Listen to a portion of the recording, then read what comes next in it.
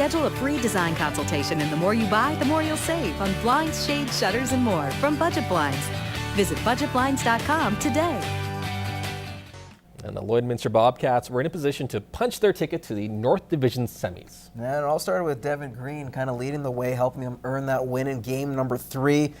It was the rookies, however, in game number 4 that definitely stole the limelight. And go to the highlights, starting off with Jacob Lapointe returning to the lineup after sitting out of game 3, making impact early in the slot. He rips it home for his first career AJHL goal, 1-0 Bobcats. Just before the period is done, Lloyd adds to their lead. Taylor Latosky's shot initially stopped, but Shane Schweitzer there to put away the loose puck. First third of the playoffs, 2-0 after 20.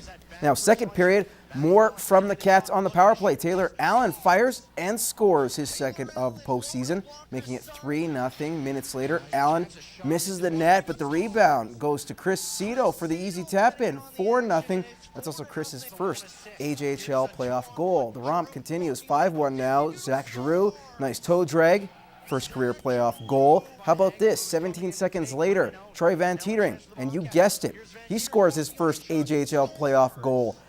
5 rookies got on the score sheet in this contest as the Bobcats advance to the semifinals with the 8-3 win. They take a 3-1 series victory. Now, Shane Schweitzer and Taylor Allen, definitely the offensive threats in this one. Both have combined for 10 points in 4 games. The Cats now take on the Bonneville Pontiacs in the North semifinals. Game 1 of that series goes Friday night at the Civic Center. Now the Lloydminster Bobcats are icing a healthy team for the playoffs, barring one player, of course, Ryan Hendrix. He's watching from the stands as he's out with a major injury. Nairman Esau caught up with the rookie forward in this week's Beyond the Boards. So Ryan, you are out of the lineup. You have several injuries. Can you kind of explain just a little of the injuries that you have? Well, I got a broken arm and a broken nose, and I got 3 stitches on my eye. I don't know, it's kind of tough at this point in the season going into playoffs. Last game of the year it happened, and it's bad timing, bad luck, but there's nothing you can do about it. Now, I know this is tough. This is your first year with the Bobcats. Now, let's just talk about the regular season.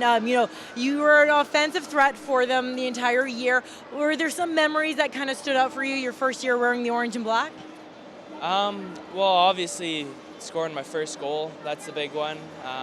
But other than that, just getting the chances once we moved all the 20-year-olds to play top line minutes and power play, penalty kill.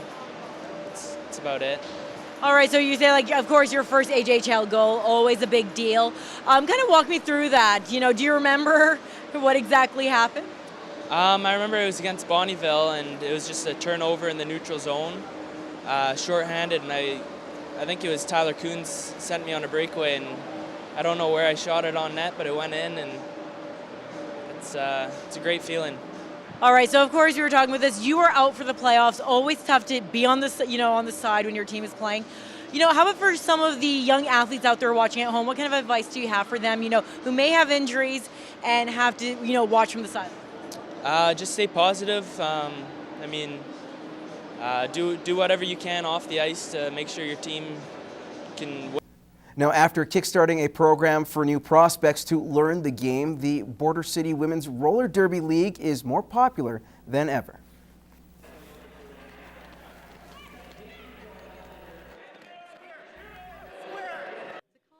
Now, since starting practice back in January, the Angels of Assault Roller Derby squad has been staying busy this winter with several new members joining the team. League Chairman Mallory Clarkson says it's growing. One big draw for roller derby is that it's actually a very accessible sport. You can be any shape, any size, it doesn't matter. Once people kind of get to see the action a bit more and just realize how inclusive it actually is, that we're hoping to bring on more people through that. The Angels of Assault will look to reach new heights as they've been accepted to play the flat track Fever for the first time, an event in Calgary which welcomes the best roller derby teams from Canada. 2,000 participants involved with this, and we were one of the teams that were lucky enough to get on that. So it's teams from across Alberta, and then there's a couple from across Canada as well that are competing in that. Now their first regular season game comes at home on May 2nd. And the Baker Hughes Bobcats, we got to leave you with this at least. They are back on the ice tonight in the AMHL Division Finals, down 1-0 in their best-of-5 series after getting shut out by CAC 4-0 Game 1 over the weekend. Now, puck drop for this one is at 6:45 at the Civic Center, and we will have highlights and post-game reaction for you coming up on our late-night casts. And that's all the time we have in sports. We'll have more Newcap news and weather for you coming up after the break.